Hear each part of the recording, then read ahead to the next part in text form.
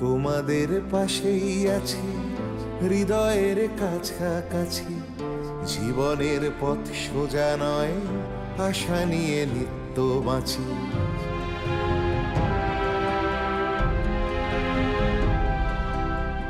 শিক্ষা ছড়িয়ে পড়ুক ভেদাভেদ শূন্য করে, এ বেলা নাই বা জুটুক ও বেলা জুটতে পারে।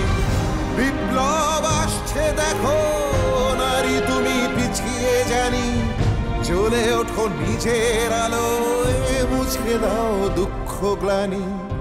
এভাবে আর থেকো না হাহাকার জড়িয়ে বুকে, আমি হাত বাড়িয়ে আছি সাড়া দাও আমার ডাকে। আমি হাত বাড়িয়ে আছি সাড়া দাও আমার ডাকে।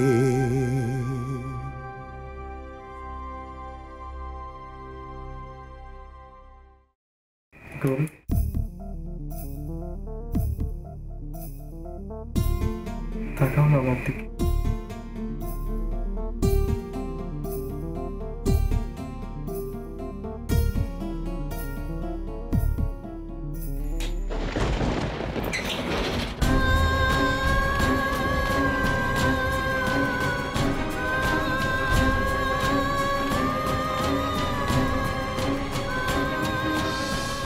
স্পষ্ট করে বলো তো, তুমি কি আমার সাথে ঘর করতে চাও? কি চাও? না, শাদীর পর স্বামী একটা মেয়ের জীবনের সব। তাছাড়া আমার আব্বাও চাই আমি তোমার সঙ্গে সংসার করি। পেটে যে আসছে সেটা তো তোমারই সন্তান। আমি তুমি আমাদের সন্তান মিলে একসঙ্গে ঘর করতে চাই। তাহলে আমরা আলাদা সংসার করব। জানি তাতে কষ্ট হবে, খুব কষ্ট। অন্তত শ্বশুর বাড়ির অপমানের কষ্ট থেকে তো কম হবে। আমাকে আর আমাদের সন্তানকে নিয়ে যদি ঘর করতে চাও, তাহলে আলাদা সংসার করবে। পারবে কিনা ভেবে দেখো।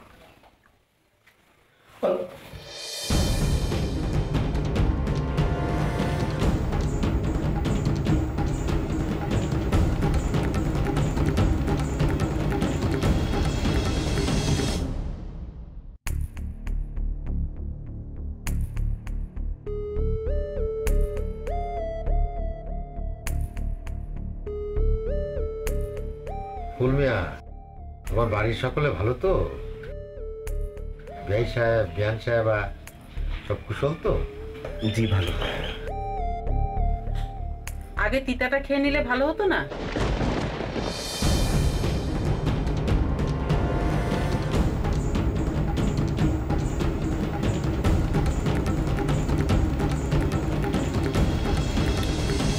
সুলতানটা কোথায়? ওর এখনো ঘরের বাইরে আসতে এত সময় লাগে? বুঝলে ফুলমিয়া, তোমার এই ছোট এই তো এসে গেছে। বস, এত দেরি করলে কেন?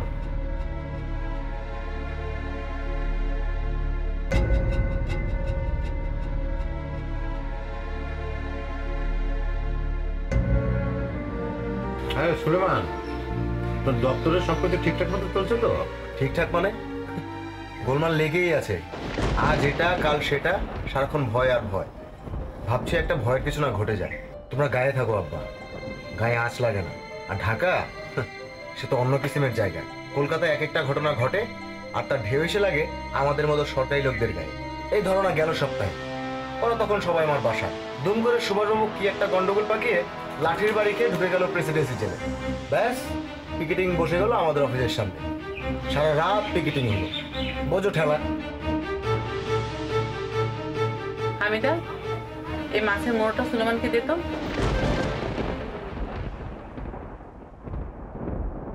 না না মা, আমি এখন মুড়ো খাবো না। কেন? আহা, না খেতে চাইলে জোর করছো কেন? খাবার নিয়ে জোর করতে নেই। তুমি বরং মাছের মুড়োটা ফুলমিয়াকে দাও। ছেলের কোনটা খেতে পছন্দ আর কোনটা পছন্দ না সেটা মাকে শিখিয়ে দিতে হয় না।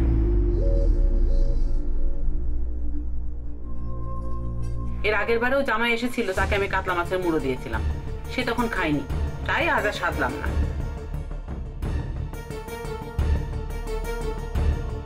হামিদা, এটা সুলেমানকে দাও। আমি বলছিলাম কি,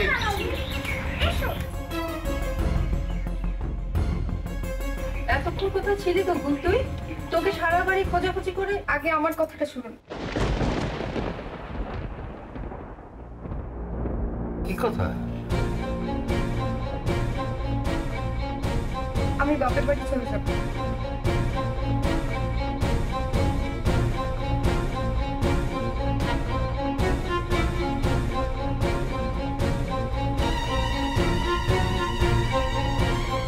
চলে যাবে মানে কি? আগে খাওয়া দাওয়া করো, মাথা ঠান্ডা করো। আমি এখানে থাকবো না, খাবো না, এক্ষুনি চলে যাব।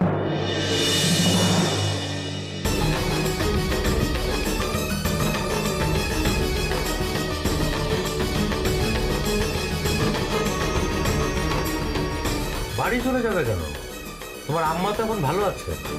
আসলে মায়ের জন্য খুব মনটা খারাপ করছে, কোনো কিছুতেই মন বাঁচাতে পারছি না। তুমি কি শুধু সেই কারণে চলে যেতে চাও?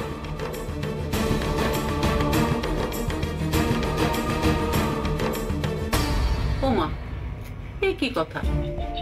নতুন বউ আসতে না আসতে ঘরমুখ হতে চায়, আস্তে আস্তে মনটাকে তো এখানে বসাতে হবে। তোমার কি কোনো অসুবিধা হচ্ছে কিনা থাকতে? তাছাড়া বেশি দিন বাপের বাড়ি থাকো অনেক জ্বালাগো ভাবে। তুমি আস্তে আস্তে বুঝবে।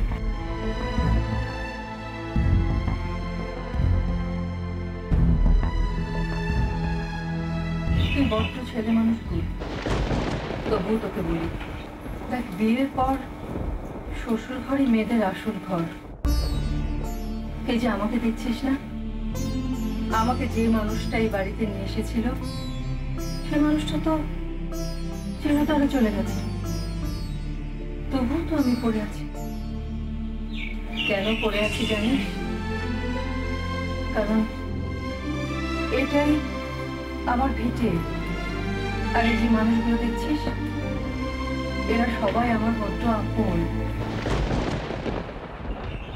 আমি তো না বলছি না, আসলে বাড়ির কথা।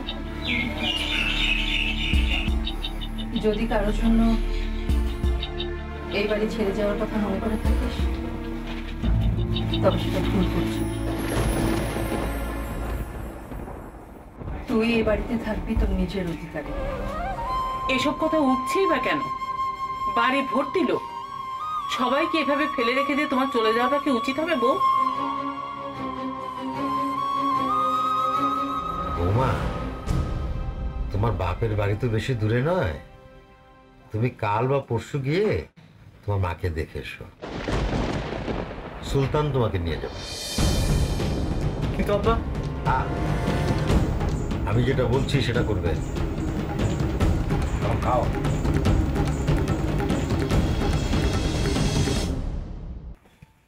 দেখো খেয়ে, তোমাদের শহরের পান আনার চেয়ে আমার হাতে সাজা পান কোনো অংশ কম যাবে নাকি? শহরে থেকে থেকে চাচির হাতে সাজা পানের স্বাদ ভুলে গেছো? পান খাই তুমি তো আমার দীক্ষা করো, আর তুমি এত সুন্দর করে পান সাজো বলেই তো তোমার কাছে খেতে চাই। আর ওই যে ওইসব সিগারেট ফুটছো? শোন, আরেকজনকে আমি পান সাজা শেখাচ্ছি। দরকার নেই, তুমি সাজলে খাবো, বলে দরকার নেই। ও বাবা, খুব বর্ষা দেখছি, যাক না কদিন, তারপর দেখবো। কি দেখবে? আমার যা কথা তাই কাজ। কি রে, এখানে শুয়ে আছিস তুই? ঘরে গিয়ে শো। কেন?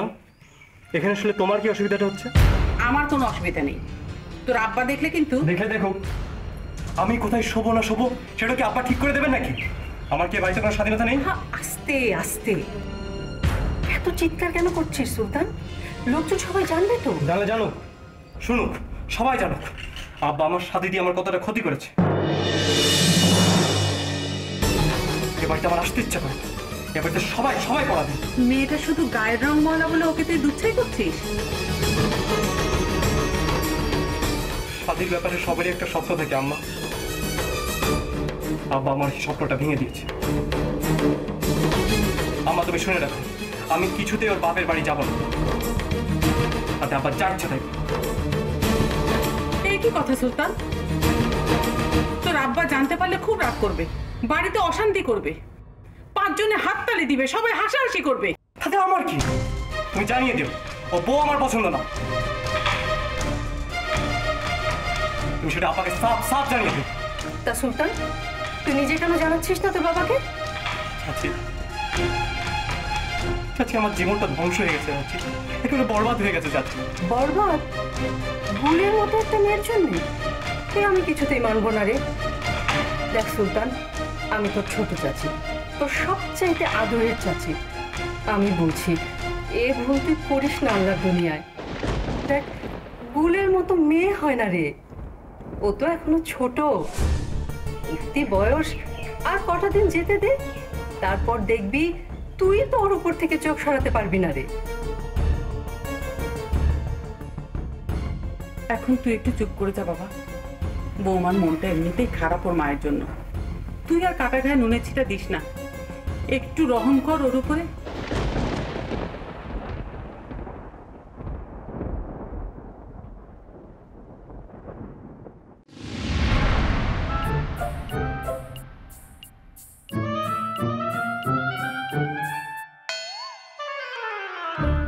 আচ্ছা, সারাক্ষণ কি করো বলো তো? শুধু সাজগোজ আর সাজগোজ। কেন, তাতে কি তোমার অসুবিধা হচ্ছে? না, কোনো সমস্যা নেই, বলছিলাম একটু শুধু বিশ্রাম নিলে পারতে। তাহলে হয়েছে। আর এমনিতেই উঠতে বসতে এবারের লোকজন ফোঁটা না দিয়ে পানি খায় না, তার উপর দিনে দুপুরে দরজা বন্ধ করে থাকলে আর দেখতে হবে না। ঠিক আছে, তাহলে আমি ঘুমোই, সে কাক টাকা ভরে উঠেছি। পরে ঘুমিও। নতুন বাসার ব্যবস্থা হলো? আমাদের নিয়ে যাবে কবে? যাবো রে বাবা, যাবো। আমি একটু ঘুমোই, বড্ড ঘুম পেয়েছে, পরে কথা বলি। পরে আর কখন? সারাক্ষণ তো ওদের সাথে গা ঘেঁষাঘেঁষি করে বসে আছে, আর এখন তো আমার কথা শুনলে তোমার ঘুমই পায়। আমি তখন পূর্ণ হয়ে গেছি, তাই না? ব্যাস, এই তো শুরু করে দিচ্ছি। তাই তো বলি, আমি এখানে এসেছি এতক্ষণ হলো, আর আমার বউ এখনো শুরুই হয়নি। বলো শোনা, তুমি বলো, আজ আমি শুরু। আমার কথা তো তোমার সবসময় খারাপই লাগে। আমি এতই যখন খারাপ, আমাকে তালাক দিয়ে নতুন একটা বউ আনলেই তো পারো।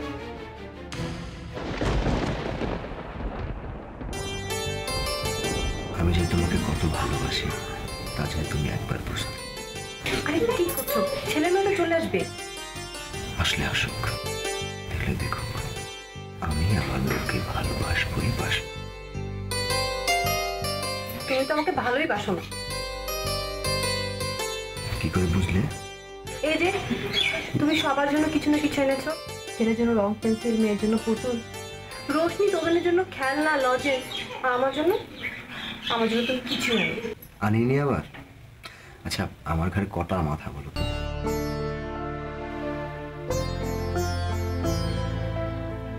এই যে এই শাড়িটা তোমার জন্য। ব্যাস এইটুকুই? আর কার জন্য কিছু আনোনি? গোষ্ঠীশুদ্ধ লোক তো হাত পেতে বসেই আছে। শোনো, বাড়ির বড় ছেলে রোজগারে হলে বাবা মা একটু আশা করবে। তাহলেই হয়েছে। শুধু বাবা মা কেন, যেখানে যত আয় বড় বিয়লা ভাই বোন আছে সবাইকে দুহাত খুলে দিয়ে দাও, আর এদিকে বিবি বাচ্চা পথে বসুক। আচ্ছা, তোমার কি মনে হয় আমি এতটা অবিবেচক? শোনো, বিয়লা মেয়ে পরে নেয় না, তাই বলে ফুসফুসানি কম হয়। আর এদিকে তোমার চাচিটা একটা জিনিস বটে, উঠতে বসতে আমাকে অপমান করে। আর তোমার আব্বাও যেমন, আম্মাও তেমন, সব কিছু দেখে শুনে চোখ বন্ধ করে থাকে। বাড়ি শুধু লোক যে আমাকে ঠেকলাচ্ছে সেদিকে তাদের কোনো হুঁশ নেই। আচ্ছা, আব্বা কি এসব মেয়েলি ব্যাপারে কথা বলবে? কেন বলবে না? ছেলে রোজগারে ভাত খেতে পারে, আর ছেলের হয়ে দুটো কথা বলতে পারে না? ছি ছি, এসব কথা আবার বলে বসুনি তো। না, তবে আমাকে যদি আবার খোঁচায় না, একদম ছেড়ে কাপড় পরিয়ে দেবো। আচ্ছা ঠিক আছে, আমি দেখছি, মাথা গরম করবো। আমার খাওয়া দাওয়া নিয়ে, আমার সাজ পোশাক নিয়ে, আমার লেখাপড়া নিয়ে, আমার ঘুম নিয়ে উঠতে বসতে আমাকে খোঁটা দিবে। কত বড় আসপর্ধা! বললাম তো আমি দেখছি। না, তোমাকে আর দেখতে হবে না। এবার আমি তোমার সাথে ঢাকা চলে যাব। এখানে থাকলে আমাকে পচে মতো হবে। তাতে ঢাকা অনেক ভালো, সেখানে আমার অনেক স্বাধীনতা। আর তোমাকে একটা কথা স্পষ্ট করে বলে দিতে চাই, এই পচা গন্ডগ্রামের ছেলে মেয়েগুলো এতিমখানার বাচ্চার মতো মানুষ হবে, আর আমি হাড়হাবাতে পরিবারের জোয়ার টানবো, আর তুমি ঢাকা শহরের কোরমা পোলাও বিরিয়ানি চেখে বেড়াবে? তা কিন্তু হবে না জনাব। আমি এখানকার পাঁচ চিরদিনের মতো চুকিয়ে তোমার সাথে ঢাকা যাবোই যাবোই যাবো, আর তার ব্যবস্থা তুমি করবে। যদি না করি?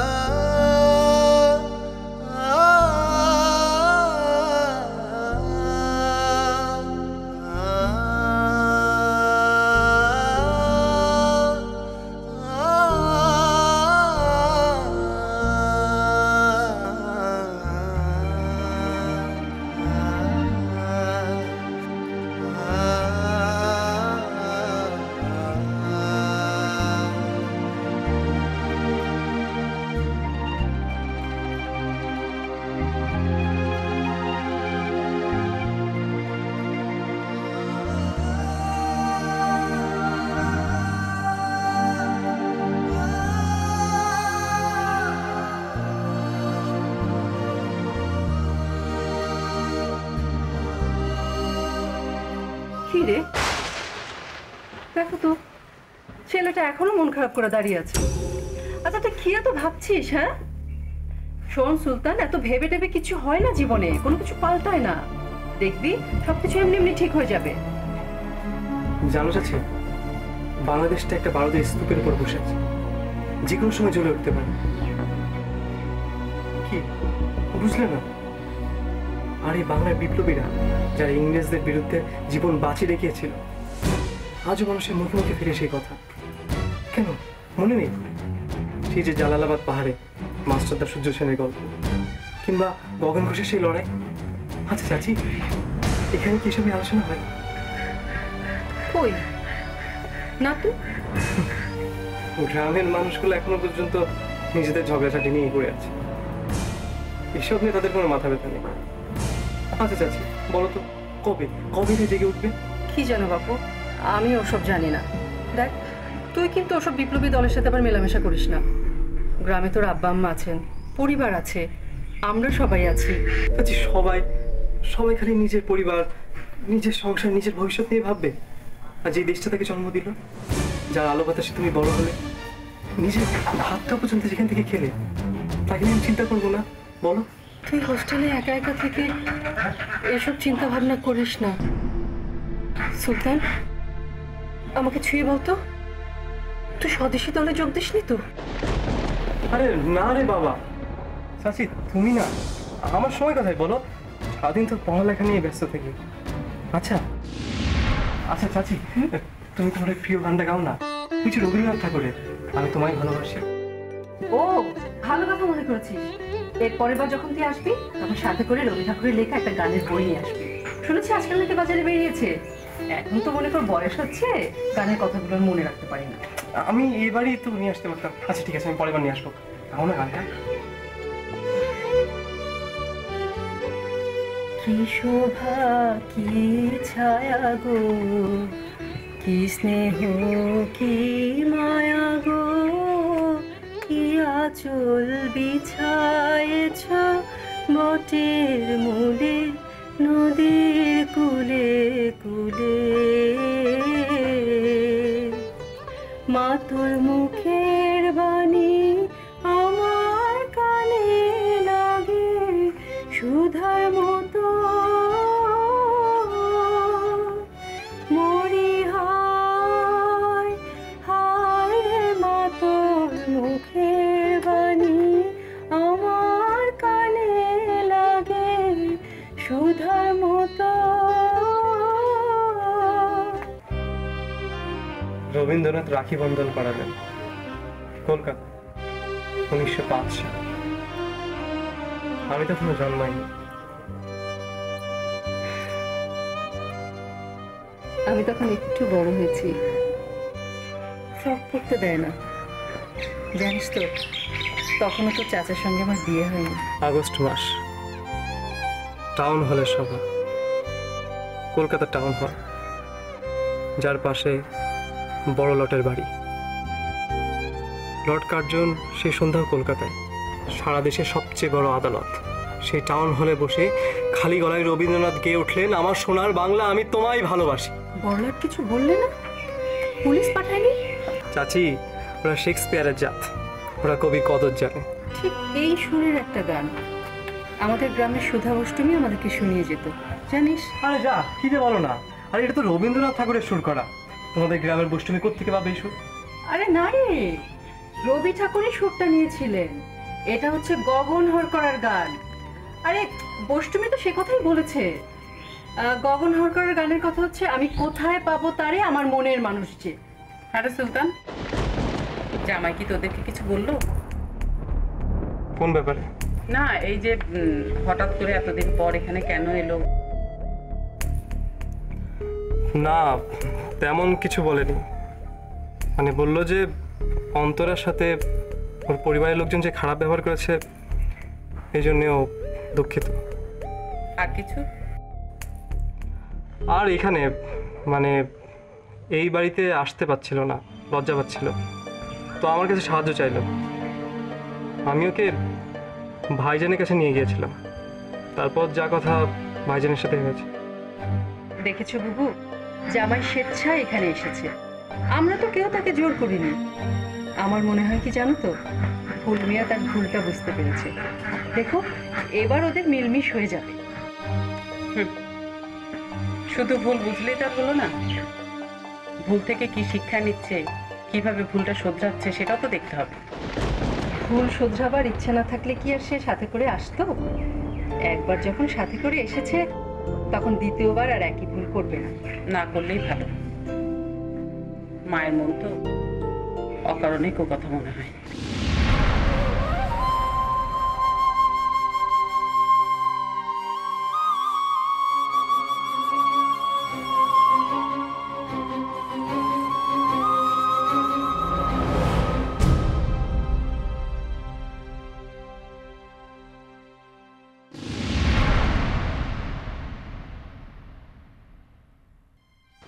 তা কেমন আছো গো পুষ্পরানী? স্কুল তো ভালোই চলছে? হ্যাঁ চলছে। তোমার আর কিছু বলার আছে? হ্যাঁ, ঘরে অতিথি এলো, একটু জল বাতাসাও দেবে না? আচ্ছা, তোমার মতলবটা কি? এ যে দেখি বাসের চেয়ে কঞ্চির দর বেশি। বেশ, তাহলে আসল কথাতেই আসি। তোমাকে একটা কথা জিজ্ঞেস করি পুষ্পরানী, এই ভর সন্ধেবেলায় তোমার কাছে পোস্টমাস্টার কেন এসেছিল?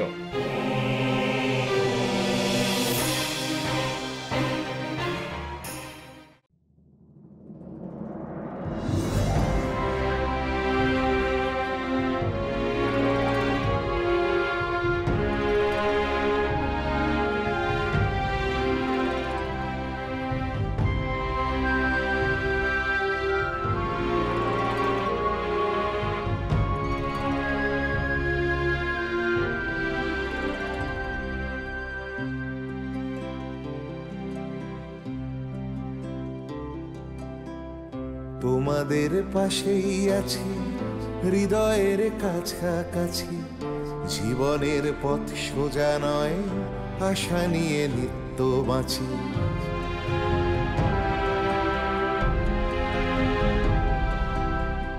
তোমাদের পাশেই আছি, হৃদয়ের কাছাকাছি, জীবনের পথ সোজা নয়, আশা নিয়ে নিত্য বাঁচি।